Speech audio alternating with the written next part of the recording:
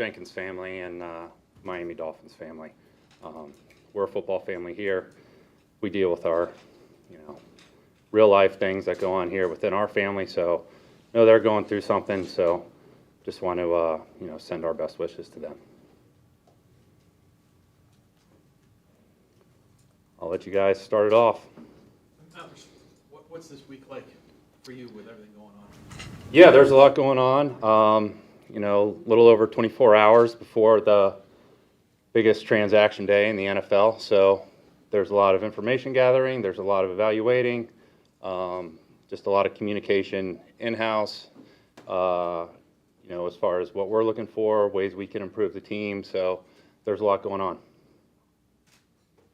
How do you feel about the roster after the preseason training camp? How do you feel about the roster heading into week 1 of the regular season?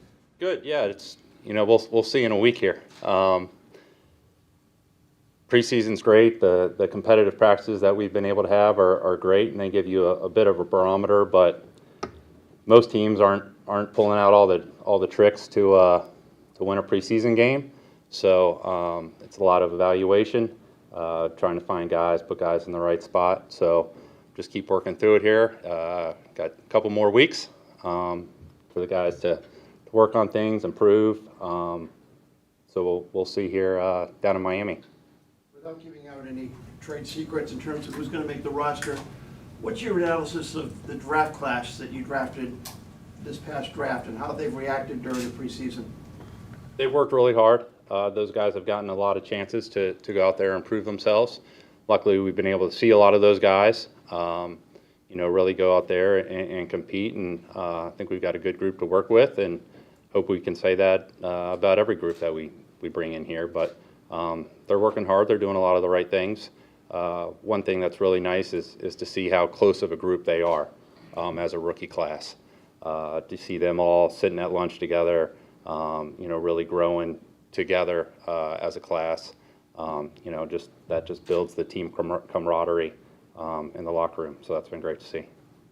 What's the balance between evaluating your own roster, seeing who's going to make the final 53, and also keeping an eye around the league, who's going to get cut from other teams, and who's going to be available in the trade market around that time? Certainly, that's the tricky aspect of it. It's similar to kind of putting your draft board together and seeing, where this guy's at around the league and what the value is there. And it's the same thing with your players, or maybe a guy you've got your eye on from another team who maybe you didn't have graded as highly coming out of college or in previous years in the NFL. And now this guy looks like he might be able to help us.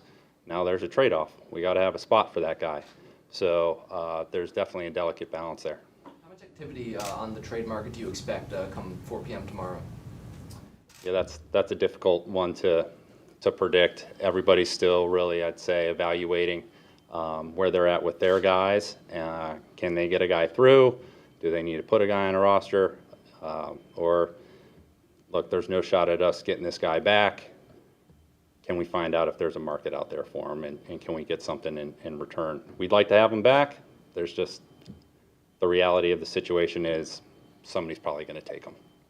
Matt, how comfortable are you with where the team is as it relates to the cap right now? Do you feel like you need to make a significant move to free up more space to just operate during the year? Yeah, we'll keep working through that. All those numbers are being crunched, and there's certainly a factor in consideration. Touched on some of the younger players. There's certainly financial component with younger players. That you bear in mind. But look, we're going to try and put the best 53 players together here to give us the best chance to compete not only this weekend but all year long. Is there a number, like for those of us who, the layperson, we look at it and say, man, it seems like they're close. But is there a number that you guys have in mind where, hey, we'd like to start the year with this amount? Yeah, we keep those numbers. We've got somebody who's really, really, really smart who makes sure that we stay on top of all those numbers. You say you want to keep the best 53, but is there also a balance of you have to fill out a roster. You have to check off a bunch of boxes, and what is that balance? Yeah, you can't go to a game with 2 wide receivers. So there is that balance there. How you're doing health-wise, experience, leadership, all that goes into the equation. Seeing the offense out at camp and preseason, maybe a little bit more emphasis on zone running in the run game. And I was wondering, going back to the draft, guys like Cole, Pierre, even Taekwon to a degree, how much is fitting them into that scheme go into making those picks back in April? There's something you'll hear a lot.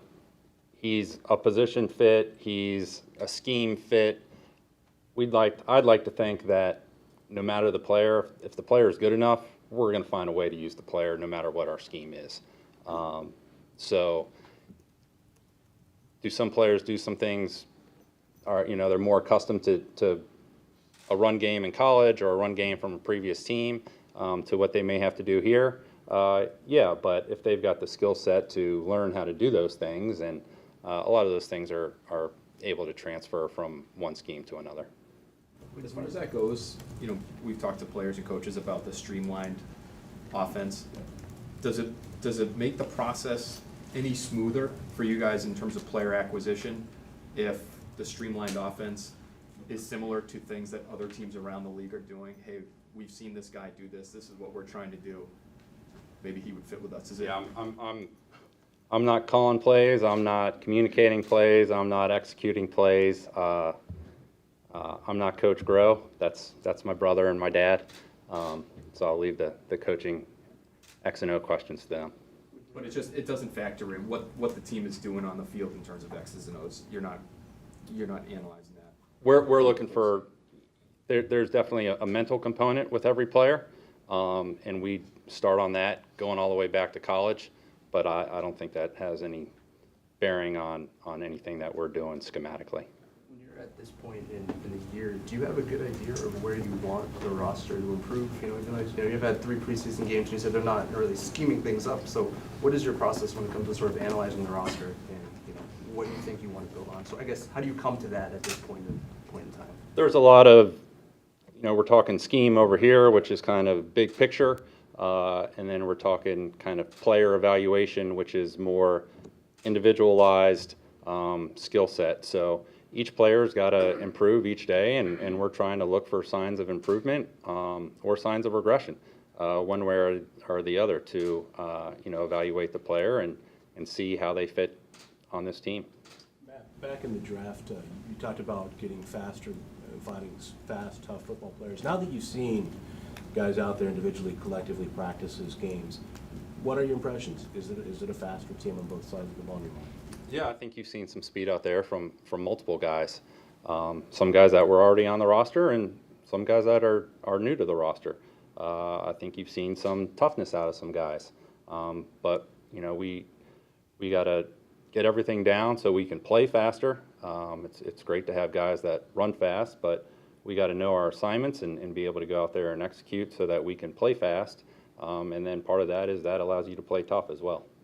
Matt, you mentioned a lot of evaluation the next 24, 30 hours, whatever it might be. Is that mostly players outside the building, considering you've had these guys in-house now for 5-6 weeks day to day?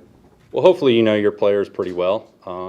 But look, players are constantly evolving as well. So we got to take a good look and make sure. Number one thing around here is always, as a scout, is to know our team.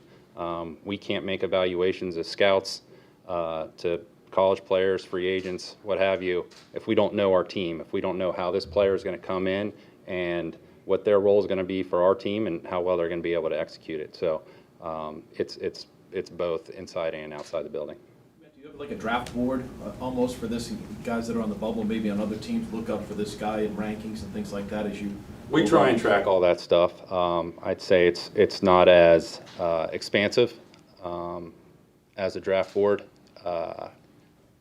You don't know who's going to be available. I'm sure I have wasted hours and hours and hours of time watching players that are not going to be available. Just like I'm sure guys at other teams have watched hours and hours of our players that are not going to be available. And that's just the way it goes. Now in the draft, they're all available. You might not get a chance to take them. But here, it's just the way it goes. Do you utilize a grading system with players who might get cut as you do with the draft in order to sort of compare and contrast? Yeah, all players are evaluated, and we've got to have some way of stacking those players, so we keep track of all that. Where do you gather that information from when you say you wasted hours and hours and hours, but the information from other It's not a teams- waste, you know, because you're learning about players, but you're evaluating the player to potentially add them to your team, and they're going to remain on the team that they're currently on. So is there a way to keep track of maybe so-called bubble plays from other camps if you're not there? You know what I mean? Like how would you Yeah, do I mean, that? you certainly know some guys that aren't going to be available. They're great players. They're not going to become available. Some are really good players that, for one reason or another, may become available, and we try and keep the pulse of that around the league and have a good feel for what may shake free, but you can't predict it, and we're not in 31 other buildings. We're not in those meetings. We don't know exactly who's going to make whose 53-man roster. So we've got to cast as large a net as possible, knowing that a lot of these guys, they're just going to remain with their teams. But we got to be prepared, and Elliott Wolf and Steve Cargile and all the pro guys, you know, have put in hours and hours of time trying to make sure we're on top of all these guys to see any way we can improve our team. Matt, you said, your final question, as a scout, you have to know your team. What do you know and like about the team that's been assembled so far? Yeah, they're working hard. I know, you know, the coaches are asking a lot of them. They're trying to do all that they can to get better. I think they've gone out, competed hard, played physically in 2 sets of joint practices and in 3 games. So, you know, like you guys have touched on, we've talked about wanting to be a tough team. Be a tough team, you got to have tough players who got to go out there and play tough. So I've been able to see some of that, so that's been encouraging. How do you feel about your team's tackle depth, and just how difficult is it to find guys that can play that position? I think the second part of your question is the most appropriate. Everybody's looking for good players right now. There's not too many teams in the league that aren't looking for tackles. We feel very fortunate in the guys that we have.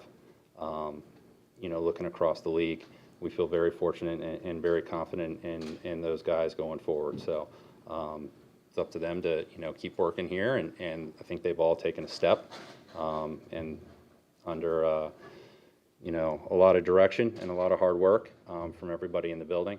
So we feel good about that. Thanks, Matt. Thanks, guys. Thank you all. You have a great day. All right, you too. Assistant coaches will be out in the hallway here.